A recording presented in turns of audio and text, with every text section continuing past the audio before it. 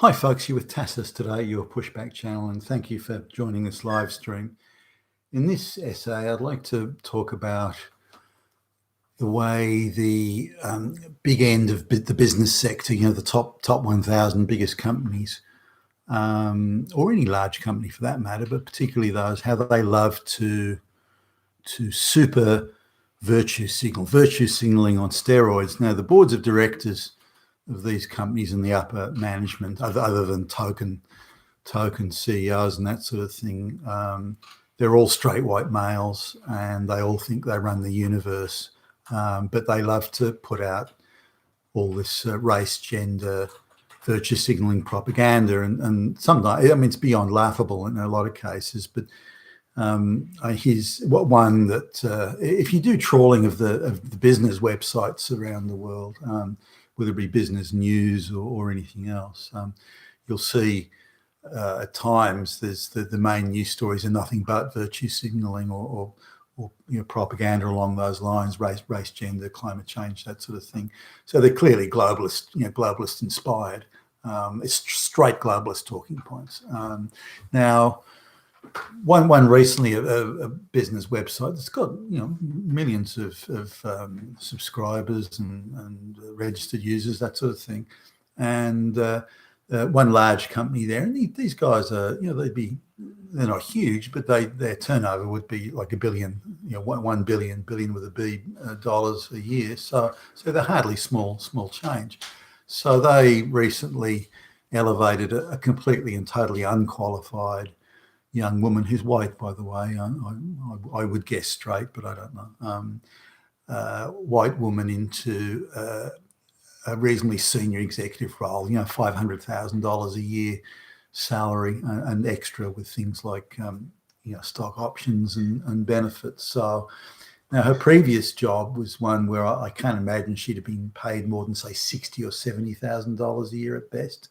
So she's jumped more than $400,000 a year in salary in just one move. So now to say that she's seriously unqualified would be, but anyway, they put her into that clearly to sort of create a poster girl. Look, we're putting women in. Now I think she was 30, maybe just 30 when she's put into the role, which was a few months ago now, almost on cue. Within weeks of her getting that role, she was then the government, like a regional government, declares has like a businesswoman of the year type thing, and they make a big deal of it, and all these pathetic white male politicians stand there, with bullshit smiles on their faces, clapping and applauding. So, but this woman won the Businesswoman of the Year award only weeks after she's been elevated to a job that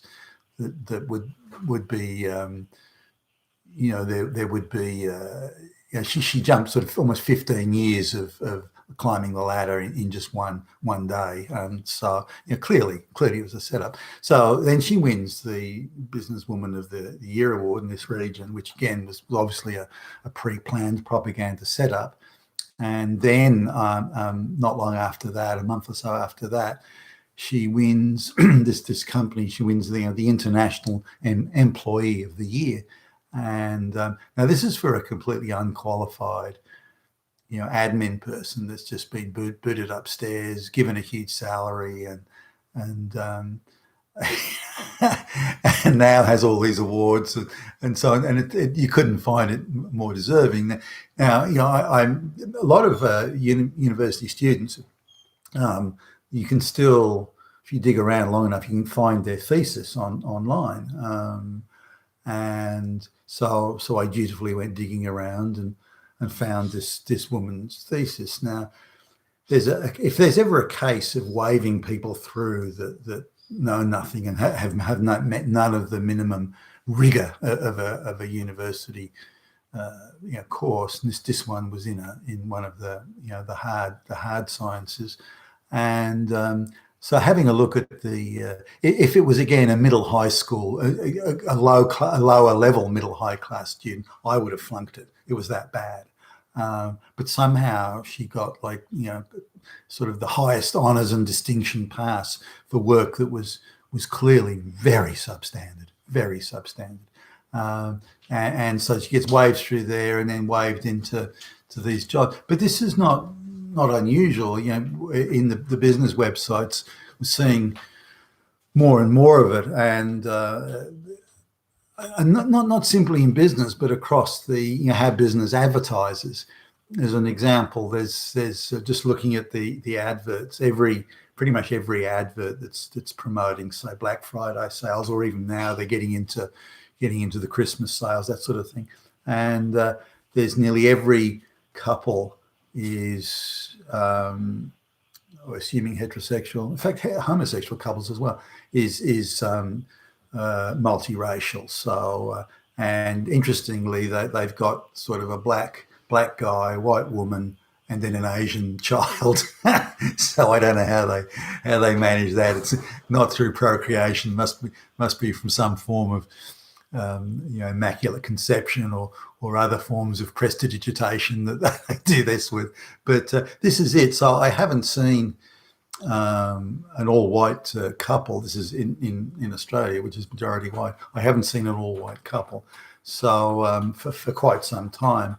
And the adverts, as I say, they've had, and they're also very unusual, like a very basic lower working class islander man with clearly vulgar manners and quite a well-bred middle class white woman with a snot-nosed 2D Asian child, that sort of thing, usually a female child.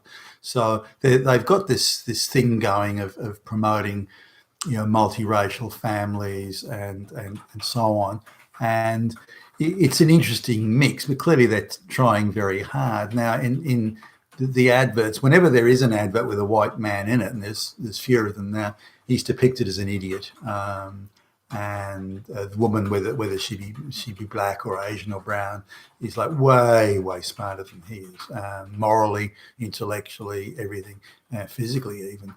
He's sort of dumb, overweight with a, he's clearly not doing any exercise. He's eating lots and lots of Big Macs, but she's quite slim and has much better clothes, taking much better care of herself, and that sort of stuff. So it's actually the opposite of the way the world sort of really is. I'm surprised at how fit and well turned out the women are in these adverts, and pretty much universally so.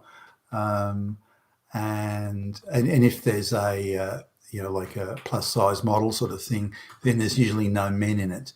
There's typically, I'm sure there's exceptions, by the way, but these are the ones I've noticed recently. There's say a bunch of women together, so there'll be the white, the Hispanic looking, the black, and the Asian together, and they're all sort of plus size models. But if you go, say, on some warm day, go and sort of sit on the beach promenade or somewhere like that, and you just look at how many sort of fit people go by generally, and then look at it at the just the genders. So you probably find for every one fit female, there'll be 2 or 3 fit males, assuming the general age group and that sort of thing. So it's clearly the representation that they make in not only business, but the sort of adverts that the business put on, like the Gillette advert, that sort of thing. They're clearly imagining a world that doesn't exist. But they want to pretend does exist so they can claim to be virtuous. We're fighting back against the patriarchy and those sorts of things. We're fighting against racism, says the all-white male board that getting paid gazillions of dollars a year and managing to direct, as they send thousands, if not tens of thousands of jobs offshore to the third world and so on. They're trying to direct the ever-declining living standards and frustration and disappointment that people feel in the West, including the black people, by the way, in fact, more so for them, trying to direct all that anger. So it's nothing to do with what we're doing, nothing to do with us screwing you and reducing your living standards, taking away your jobs, nothing to do with that. It's those damn white supremacists. That's what it is. Hey, Joe, can you put out another speech about how white supremacy is everywhere? Yeah, sure. Yeah, sure. No problem, guys. And that's how the narrative is running, and it's through the advertising on the TV. It's through the awards that are given by governments and business awards. The whole thing's a mirage. It's an absolute fantasy. This world doesn't exist. Because they control the media and thus control the narrative, they're inventing a reality that doesn't exist and never did exist, and I don't think ever will exist. You've been with Tacitus today, your Pushback channel, and thank you for listening.